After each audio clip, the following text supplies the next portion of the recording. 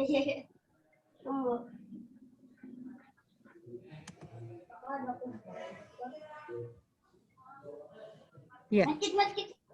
Bismillahirrahmanirrahim. Assalamualaikum warahmatullahi wabarakatuh. Alhamdulillah. Waalaikumsalam warahmatullahi wabarakatuh. Hari ini kita bertemu kembali meskipun dalam keadaan virtual, kita masih bisa berjumpa. Semoga kita dalam keadaan sehat ya dan terjauh dari berbagai macam penyakit di luar sana, terutama wabah yang sedang melanda saat ini. Semoga kita masih bisa menjaga keluarga kita ya. Dan jangan lupa dengan 5 ya. Nah, saat ini kami dari kelompok E akan mencoba untuk menampilkan tentang profil pelajar Pancasila yang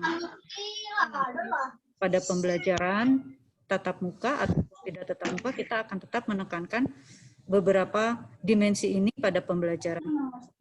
Nah, alhamdulillah saat ini sudah ada 2 pemateri kita, Ibu Nur dari SMP Baru, kemudian Ibu Meti dari SMP Halu ya Bu Meti, betul?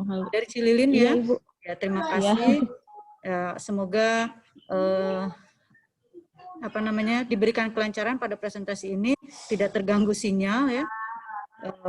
Mangga untuk pemateri pertama mungkin dari Ibu Nur dari 4 Kota Baru. Silakan. Baiklah, Assalamualaikum warahmatullahi wabarakatuh. Waalaikumsalam warahmatullahi wabarakatuh. Waalaikumsalam warahmatullahi wabarakatuh. Alhamdulillah kita bisa berkumpul dalam acara IHT ini dalam kondisi sehat walafiat. Pada kesempatan ini, maaf sebelumnya, bukan berarti saya lebih pintar ya, tapi ini hanya sekedar sharing, berbagi ilmu, karena mungkin saya awal yang lebih tahu mungkin ya Bu ya. Kita lihat tentang profil pelajar Pancasila ya. Jadi profil pelajar Pancasila itu profil lulusan yang bertujuan menunjukkan karakter dan kompetensi yang diharapkan diraih dan menguatkan nilai-nilai luhur Pancasila peserta didik dan para pemangku kepentingan. Jadi di sini dalam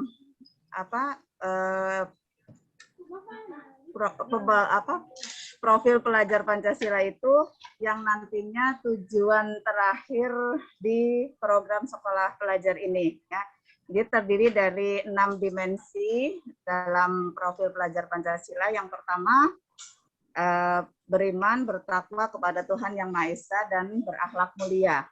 Ya, jadi pelajar Indonesia yang menghayati keberadaan Tuhan dan selalu berupaya mentaati perintah serta menjauhi larangan sesuai dengan ajaran agama dan kepercayaan yang dianutnya. Beriman dan bertakwa kepada Tuhan Yang Maha Esa diwujudkan ke dalam akhlak yang mulia, ya, baik dalam beragama, akhlak yang baik kepada diri sendiri, kepada sesama manusia, kepada alam, dan kepada negara Indonesia. Jadi intinya pelajar yang akan kita didik itu harus punya akhlak yang benar-benar kita dijadikan sebagai contoh ya, berakhlak mulia. Kemudian kita juga harus bertakwa ya. Jadi harus diaplikasikan ke kehidupan kita sehari-hari ya. Misalnya di sekolah nanti kita bisa melaksanakan kegiatan sholat duha bersama, baca Al-Quran sedikit ya, walaupun cuma satu ayat atau beberapa surat ya. Kemudian bisa juga dengan imsak kali ya, gitu. Kemudian yang dimensi yang kedua, berkebinekaan global ya. Pelajar Indonesia yang berkebinekaan global memiliki identitas diri yang matang, mampu menunjukkan dirinya sebagai representasi budaya luhur bangsanya. Ya. Pelajar Indonesia memiliki sikap menghormati keberagaman dan toleransi terhadap perbedaan.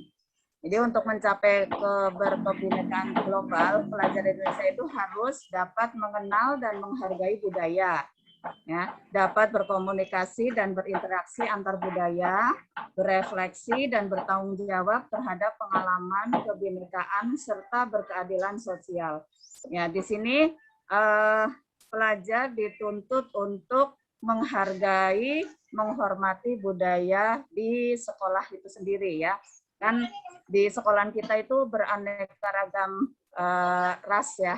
Mungkin ada yang berasal dari jauh Nunsana Batak, ya, kemudian Jawa, Madura dan sebagainya, ya, Sunda. Nah, kita tidak boleh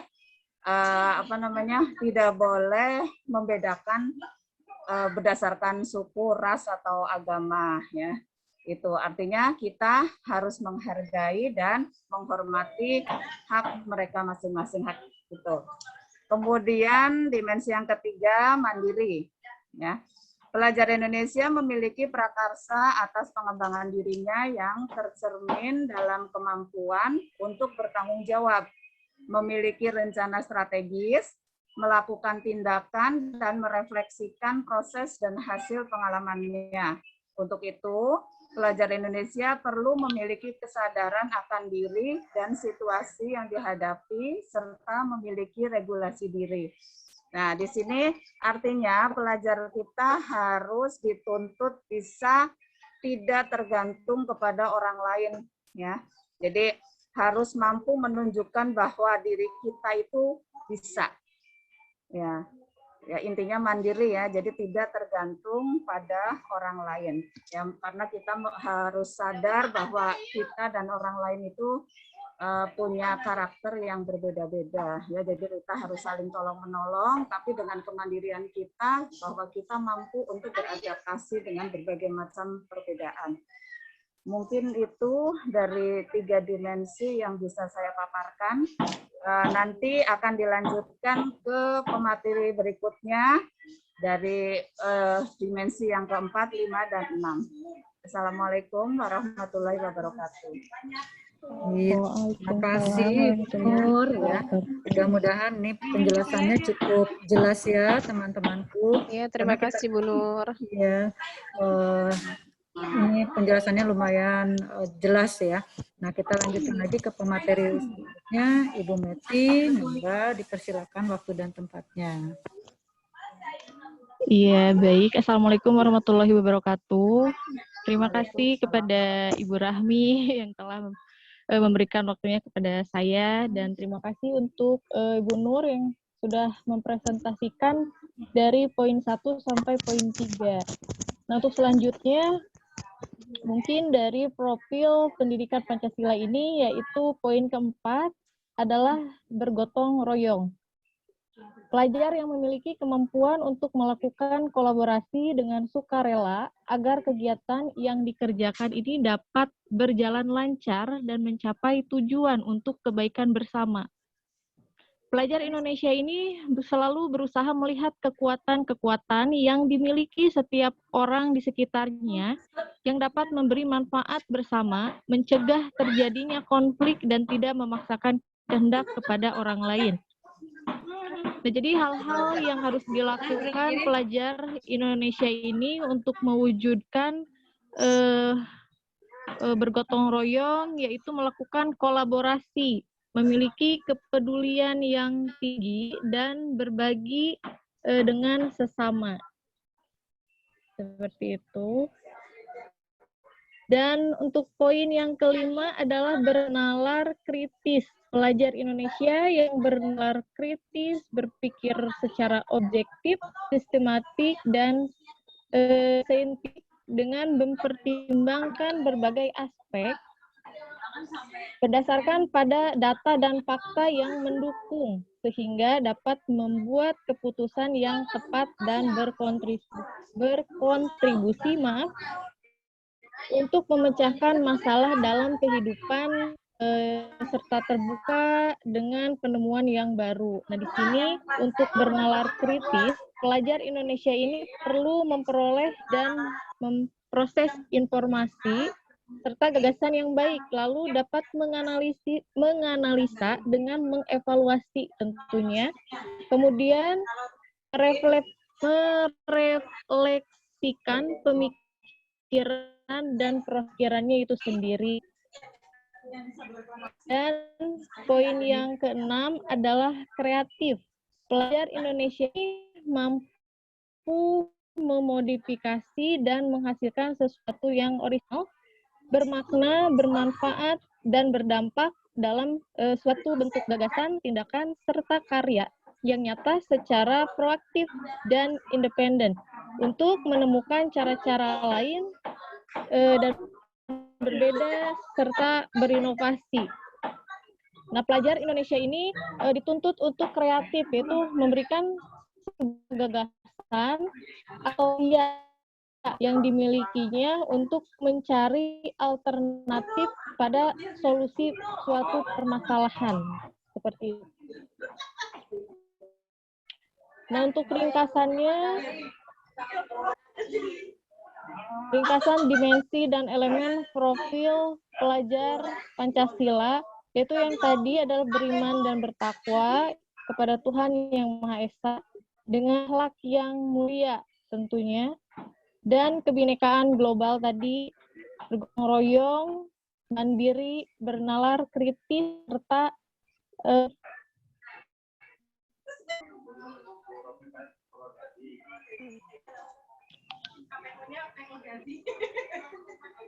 Iya, Bu Meti, sepertinya terkendala dengan seperti ya? Iya, Bu. Oke. Mungkin itu saja yang dipresentasikan, Bu. Iya, iya. Terima kasih Bu Meti, Bu Nur, ya penjelasannya lumayan cukup panjang lebar ya. Dan kita akan sharing dengan teman kita, mungkin dengan teman yang ada yang ikut di sini. Enggak, bila mana ada yang ingin disampaikan ya, kita sama-sama diskusi ya, diskusi tentang profil pelajar Pancasila yang insya Allah akan kita terapkan pembelajaran kita ke depan nantinya. Tentunya sebetulnya profil pelajar Pancasila ini sebetulnya sudah kita gunakan ya sehari-hari untuk diterapkan di setiap pembelajaran, namun istilahnya itu baru muncul mungkin ditetapkannya sekarang. Saya yakin ini dari 6 dimensi ini semuanya sudah kita lakukan, banyak kita lakukan di lingkungan sekolah kita. Namun kata-kata ini lebih banyak penekanan pada masa ini gitu ya Bu ya, supaya apa ya, supaya greng mungkin ya, supaya ada istilah yang kuat gitu, menguatkan kita bahwa inilah yang harus kita terapkan di sekolah untuk membangun karakter-karakter yang hebat gitu ya, yang bisa membangun Indonesia lebih baik lagi. Mangga, kalau ada yang mau disampaikan untuk diskusi saat ini terbuka, boleh disampaikan. Dipersilahkan. Dari saya mungkin ya Bu, boleh nggak nanya? Boleh. Mangga, boleh, mangga, silahkan. Boleh, Bu. Iya, terkait dari profil pelajar Pancasila di poin dari mana Ibu? Maaf, Ibu dari mana Bu Dwi? Sampaikan dulu Bu Dwi. Oh, saya dari ini, dari SMPN 44 Rejang Lebong di Bengkulu, Bu. Ya Bu Dwi. Jauh ya Bu Dwi ya? Ya Bu, jauh sekali. Kebetulan di pelosok negeri. Tapi alhamdulillah kita masih bisa kontak dengan begini ya Bu ya. Alhamdulillah. Ya. Langsung aja ya Bu. Silakan Bu Dwi. Iya, terkait poin nomor 2 tadi, berkebinekaan global ya Bu. Yang ingin saya tanyakan kepada ibu-ibu sekalian ini yang menyampaikan materi tadi, Bu Rami juga, bagaimana sih aplikasi berkebinekaan tunggal di sekolah Ibu? Aplikasinya itu seperti apa? Saya kalau di sekolah saya itu kan banyak dari berbagai suku ya Bu, ada suku Jawa, suku Lembak. Kebetulan suku Lembak itu suku asli di sini seperti itu. Suku Sunda juga ada.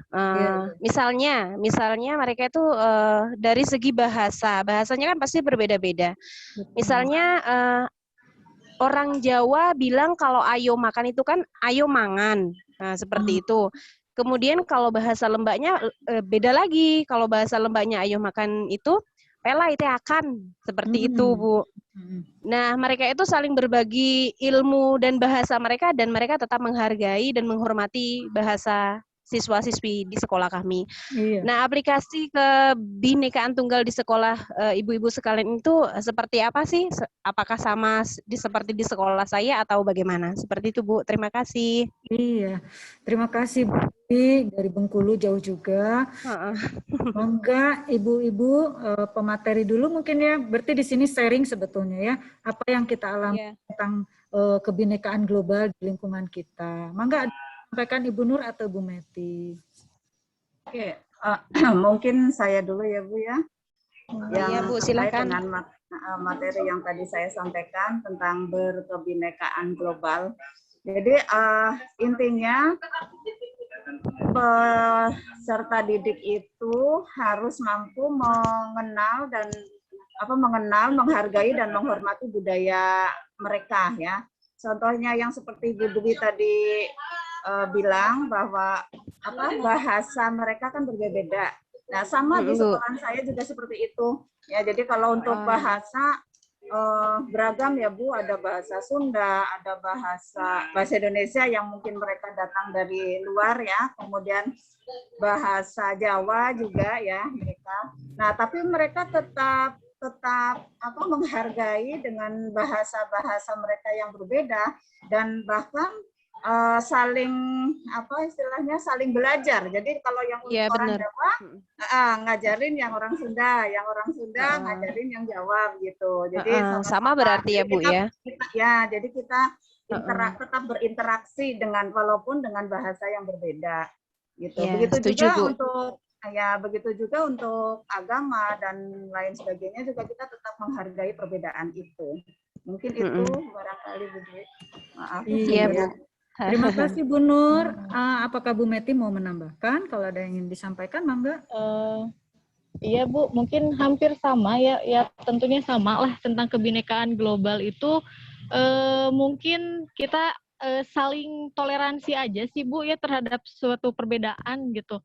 Tanpa harus menghakimi dia paling benar, dia paling baik seperti itu. Jadi ada toleransi untuk masing-masingnya gitu Bu. Seperti itu. Iya, begitu. Ini kita kan sharing saja ya. Berarti memang intinya sih kita menghargai ya, karena kita tumbuh dari lingkungan yang berbeda. Jadi Indonesia ini sangat beragam karena bapak-bapak pendidik negara ini juga mereka sadar diri bahwa kita memang lingkungan yang karakteristik sungguh luar biasa, banyak beragam sekali, sehingga memang kita harus menanamkan bahwa perbedaan itu ada gitu ya, perbedaan itu banyak dan kita harus toleransi, menghargai, itu saja. Begitu Bu Dwi yang bisa kami sampaikan. Bagaimana? Cukup puas nggak Bu Dwi? Iya Bu, puas sekali ya. Ternyata di Indonesia itu emang terkenal dengan keberagamannya. Itulah kenapa di profil pelajar Pancasila itu mencantumkan berkebinekaan tunggal, yakni yang menghargai budaya seperti itu dan lain-lain. Ya Ibu-ibu, terima kasih atas penjelasannya. Iya, terima kasih Bu Dwi. Ibu-ibu, sebelum kita tutup kita ice breaking dulu ya Bu ya. Nanti takutnya ada pemateri selanjutnya. Kita ice breaking dulu sedikit aja ya. Oke, boleh Bu. Kepalkan dulu. Boleh Bu. Nah, kita ikut dikepalkan dulu. Oke, kita sama-sama ya. Di sini kalau kalau orang bilang katanya olahraga otak gitu ya. Kita begini, tangan ini yang ini turun, yang ini turun, gitu kan? Bisa nggak Bu? Jadi, ini kan ada dua tangan telunjuk sama tangan jari tengah ya Bu. Ketika yang kanan kita tutup, berarti yang kiri tangan jari tengah kita tutup. Kan beda tuh. Ya? Ini. Nah, lagi Bu. Hitungan 1, 2, 1, 2. Kita 1, 2, 2.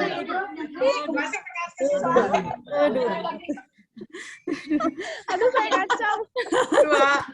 Oke, terima kasih. Keren semuanya. Oke, Ibu-ibu, terima kasih banyak. Semoga materi kita ini bisa tersampaikan dengan baik dan diskusi kita itu bagus juga, semoga bermanfaat ilmu yang kita berikan. Alhamdulillah kita Ucapan kita bersama-sama hamdalah, alhamdulillahirabbil alamin. Alhamdulillahirobbilalamin. Terima kasih ibu-ibu pemateri dan ibu yang memberikan pertanyaan, Ibu Dwi yang jauh sekali. Terima kasih. Ya. Ya, kita tutup dengan alhamdulillah. Mangga Ibu Bapak kita apa namanya? Kita live ya. Kita live dari ruangan ini. Ya, saya ini dulu ya Bu, sebentar ya Bu. Oke. Dari sini.